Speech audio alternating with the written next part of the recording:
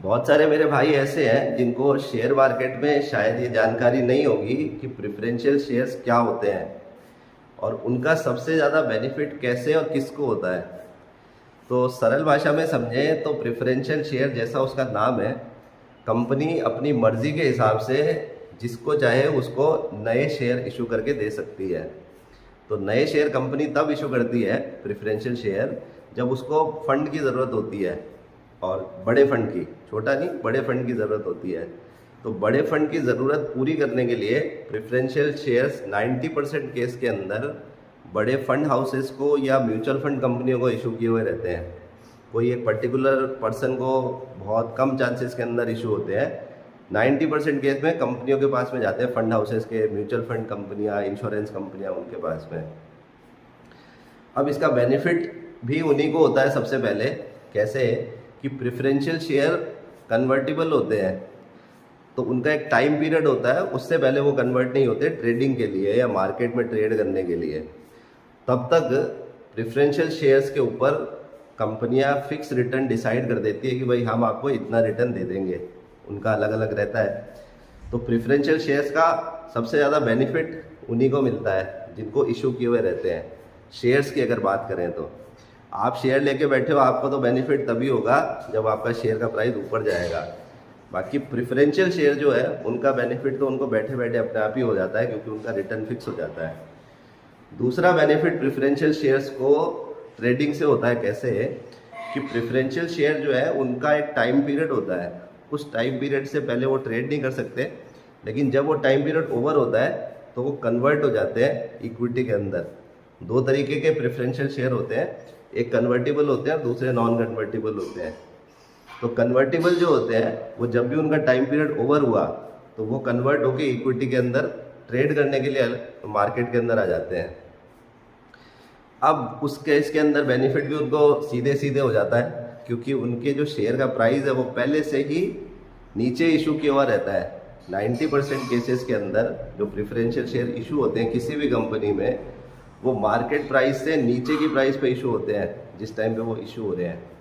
तो उनका बेनिफिट अपने आप ही इस तरीके से हो जाता है कि जब भी वो अगर वो वन टाइम सेलिंग करने भी आएंगे तो उनका प्राइस नीचे रहता है और मार्केट में प्राइस ऊपर चल रहा होता है। और दूसरा उसको बेनिफिट इस तरीके से होता है, अगर वो वन टाइम सेलिंग ना भी करें, मान लो उनको ट्रेडिंग करना हो, साल भर 2 साल और वो रखना चाहते हो शेयर को, तो वो उसमें ट्रेड करके भी पैसा बना लेते हैं, क्योंकि जहाँ वो बेचेंगे वहाँ उससे नीचे भी खरीदेंगे, तो उनकी एक्चुअल कॉस्ट तो पहले से ही नीचे है, तो वो ट्रेड करके भी पैसा बनाते हैं। अब इसका सबसे बड़ा लॉस किसको होता है? आप समझ ही गए होंगे, रिटेलर्स को होता है। कैसे? कि बहुत सारे मेरे भाई, जैसे मैंने बोला कि कईयों को तो ये पता ही नहीं है कि उनकी कंपनी में प्रेफरेंशियल बेस पे शेयर कंपनियां इशू कर भी रही होती है, ये उनको जानकारी नहीं होती।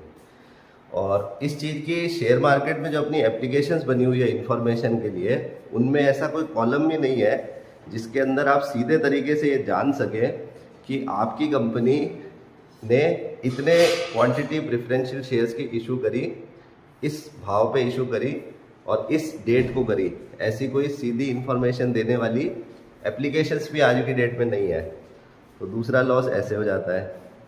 और तीसरा लॉस अगर सरल समझे तो जो लोग ये मानते हैं कि शेयरों को भूल के बैठा रहना चाहिए, उनको इस तरीके से होता है कि कंपनी की शेयरों की जो संख्या होती है वो प्रेफरेंशियल शेयर जब कन्वर्ट होते हैं तो वो चेंज हो जाती है।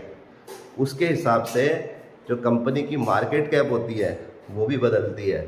उस कारण से भी उनको अपने आप उसकी जो वैल्यूएशन है वो एडजस्ट होने के कारण उनको बैठे बैठे लॉस हो जाता है। और ये जानकारी भी उनको नहीं होती, क्योंकि इन्फॉर्मेशन उनको कहीं से मिलने की तो सोर्स भी नहीं है सीधे तरीके से, क्योंकि किसी के पास टाइम होता है, किसी के पास टाइम नहीं होता ये जानने के लिए, और कईयों को तो पता ही नहीं होता ऐसा कुछ होता भी है क्या। तो इस वजह से भी उनको ये जानकारी नहीं हो पाती। तो ये लॉस होने का सबसे बड़ा कारण है रिटेलर का, कि उनको जानकारियाँ इस बात की नहीं होती। अब दूसरा लॉस रिटेलर्स को इस तरीके से भी होता है कि कुछ लोगों के पास में, मान लो कोई कंपनी है जो ऊपर की प्राइस पे उन्होंने खरीद रखी है और उसका प्राइस नीचे आ गया।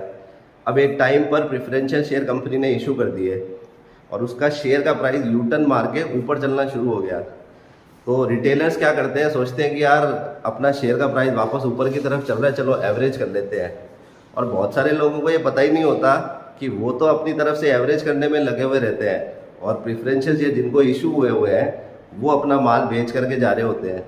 तो एवरेज करने वाले जब तक एवरेज करते हैं और उनका एवरेज प्राइस जो भी होता है वहाँ तक पता चला, जिनको प्रेफरेंशियल शेयर इशू हुआ और जो उनका एवरेज का प्राइस निकला रिटेलर्स का, उसके बीच का गैप मान लो 50% या 100% का है। जिनको प्रेफरेंशियल शेयर इशू हुए वो जिस प्राइस पे हुए और किसी रिटेलर ने एवरेज करना शुरू किया और उसका जो एवरेज प्राइस आया, वहाँ पर प्रेफरेंशियल शेयर वालों का मान लो पैसा रिटर्न जो हो रहा है वो मान लो 50% का रिटर्न उनको मिल रहा है, तो वो तो बेच के निकल जाएंगे, फिर वो एवरेज किया हुआ प्राइस भी उसके क्रॉस नहीं करेगा रिटेलर्स के प्राइस को। क्योंकि खरीदने वाले जब तक नहीं आएंगे तब तक शेयर का प्राइस अपने आप नहीं चलता या शेयर का प्राइस अपने आप नहीं गिरता। कोई बेचने आएगा तभी गिरेगा, खरीदने आएगा तभी चढ़ेगा। तो बहुत सारे लोगों को इस तरीके से ही लॉस हो जाता है कि वो तो कर रहे होते हैं एवरेज, और प्रेफरेंशियल शेयर जिनको इश्यू कर रहे थे वो अपना माल काट रहे होते हैं, बेच रहे होते हैं, बेनिफिट को बुक कर रहे होते हैं। तो वो एवरेज करते हैं और एवरेज से प्राइस भी फिर ऊपर नहीं जाता और उनका नया पैसा भी ब्लॉक हो जाता है एवरेज करने के चक्कर में। तो रिटेलर को इस तरीके से भी प्रेफरेंशियल शेयर्स के अंदर नुकसान होता है। आपको इन प्रेफरेंशियल शेयर्स की इस तरीके की जानकारी अगर थी या नहीं थी तो आप कमेंट करके बता सकते हैं, और इस वीडियो को आप उन लोगों तक ज़्यादा से ज़्यादा शेयर कीजिए जो शेयर मार्केट में पैसा तो लगाते हैं लेकिन अपने टाइम की शॉर्टेज की वजह से इस तरीके की इन्फॉर्मेशन वो नई जानकारी, मतलब उनको जानकारी नहीं मिल पाती इस तरीके की इन्फॉर्मेशन की।